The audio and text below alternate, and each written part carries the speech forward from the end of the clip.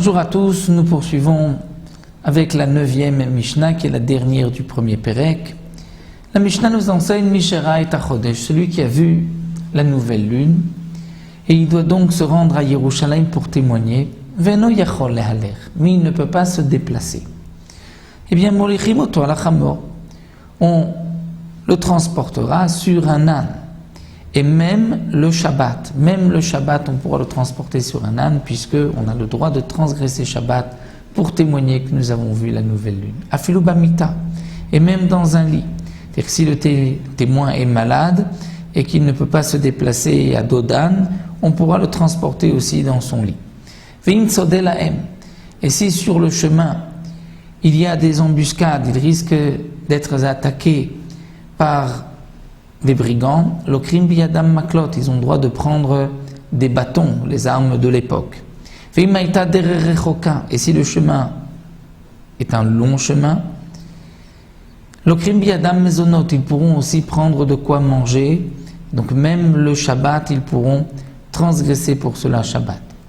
Shehal ma'alach laila vayom echalim et Shabbat, parce que si on a vu la lune et qu'on habite à une nuit et un jour de marche, on peut transgresser Shabbat. C'est-à-dire que si nous avons vu vendredi soir la lune et qu'on peut arriver avant la sortie de Shabbat, tant qu'il fait jour encore le samedi, on doit se déplacer pour arriver à Yerushalayim et pour fixer Rosh Chodesh le jour même.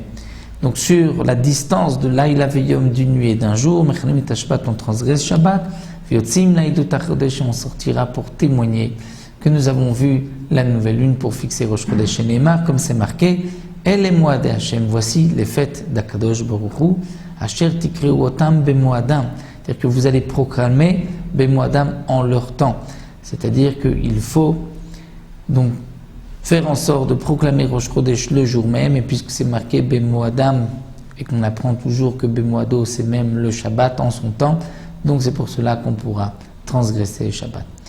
Donc nous avons terminé là le premier Pérec. Dans le deuxième Pérec, on verra comment les témoins vont témoigner, comment on procédait aussi pour ensuite proclamer Rosh Chodesh, une fois que le Bédine avait décrété qu'aujourd'hui c'était Rosh Chodesh, comment on allait répandre la nouvelle, puisqu'à l'époque il n'y avait pas de moyens de communication. Donc nous le verrons dans le deuxième Pérec, nous laissera Hachem la prochaine fois.